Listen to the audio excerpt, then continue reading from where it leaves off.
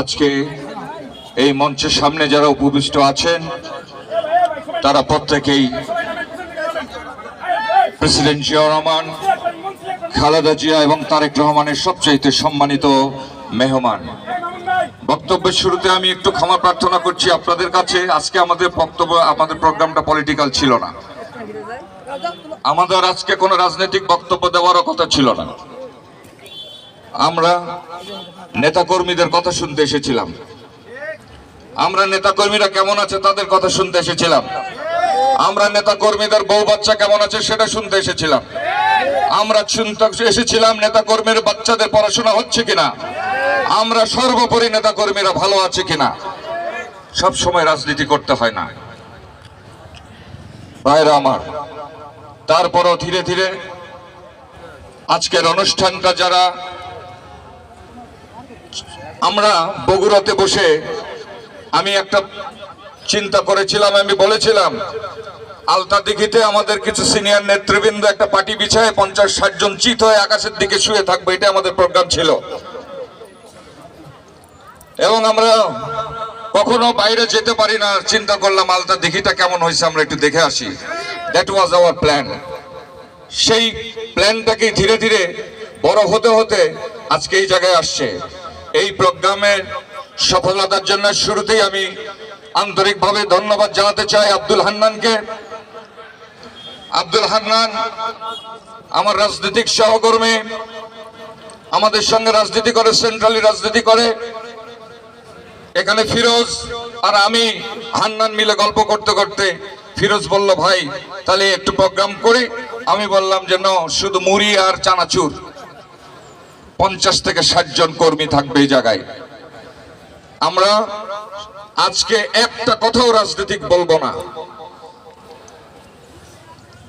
তারপরও ওই যে বলে না, ঢেকি নাকি স্বর্গে গেল ধান ভাঙে।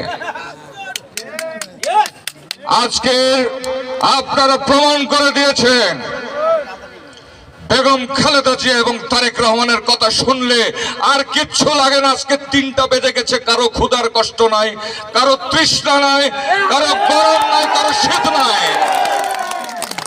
ভাইরা আমার, এই উপলব্ধি করতে পেরেছিলেন বাংলাদেশের মানুষ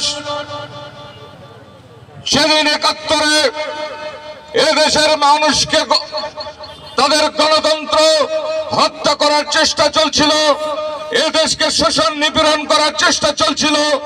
সেদিনই কিন্তু এইরকম মানুষজনগুলোই কিন্তু সেদিন ঐক্যবদ্ধ হয়ে পশ্চিমা পাকিস্তানিদের এই দেশটাকে উৎখাত করেছিল। শেখ মুজিবকে সম্মান রেখে আমি বলতে চাই, উনি নিঃসন্দেহে মহান নেতা ছিলেন, কিন্তু তার চেয়েও বড় নেতা ছিলেন আমাদের প্রাণপ্রিয় রাষ্ট্রনায়ক, দেশনায়ক, এই বাংলাদেশ যার রূপকথায় দাঁড়িয়ে আছে সেই মহান রাষ্ট্রনায়ক শহীদ প্রেসিডেন্ট জিয়াউর রহমান। কারণ শেখ মুজিব শুধু স্বাধীনতা ঘোষণা করে পালিয়ে গিয়েছিলেন এদেশ থেকে জোট শাসন করে। এই নিরস্ত্র বাঙালি যখন চিন্তা করলো আমরা কই করব, কোথায় যাব, তখনই কিন্তু সেই বাংলার রাখাল রাজা কালুরঘাট থেকে ঘোষণা করলেন, I Ziaur Rahman declared the independence of Bangladesh. Bangladesh সেদিনই স্বাধীন হয়ে গেছে।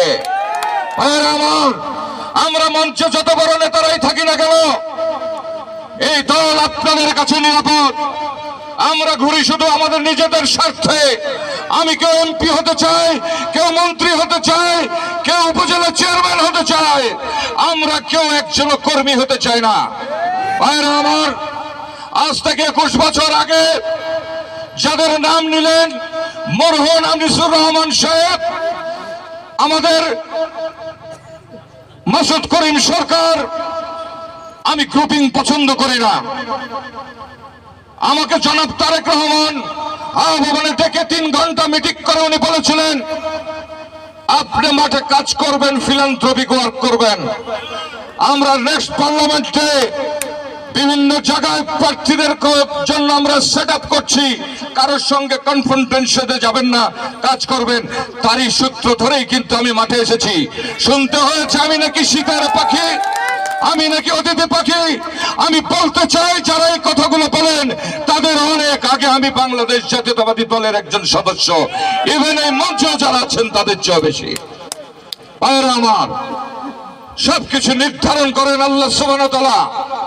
আমি আপনি চেষ্টা করতে পারি মাত্র। ভাইরা আমার, আমি জানি না বাংলাদেশে আর কখনো নির্বাচন হবে কিনা, কি ধরনের নির্বাচন হবে। ষড়যন্ত্র চলছে। এই স্বৈরাচারিণী হাসিনা তার ফ্যাসিস্ট, তার দোসরদের, তার প্রেতাত্মাদের বাড়িতে বসে থেকে বাংলাদেশের মানুষকে অশান্ত করার জন্য চক্রান্ত করছে।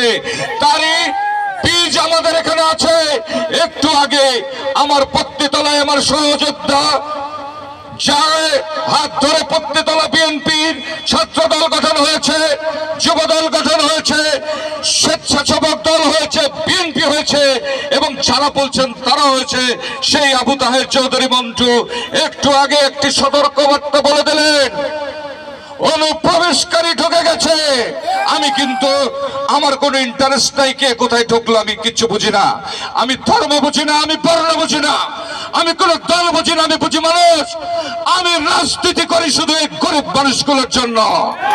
আল্লাহ যদি আমাকে কবুল করে, আমাকে কোনোদিন সংগঠনে পাবেন না, আমাকে কমিটিতে পাবেন না। আমি এই সমাজে ওমর আলাইহিস সালামের শাসন ব্যবস্থা প্রতিষ্ঠা করতে চাই। কারণ আমি জানি আল্লাহ আমাকে তৈরি করেছেন, সৃষ্টি করেছেন, নিশ্চয়ই আমাকে একটা নির্দিষ্ট মেয়াদ দিয়েছেন।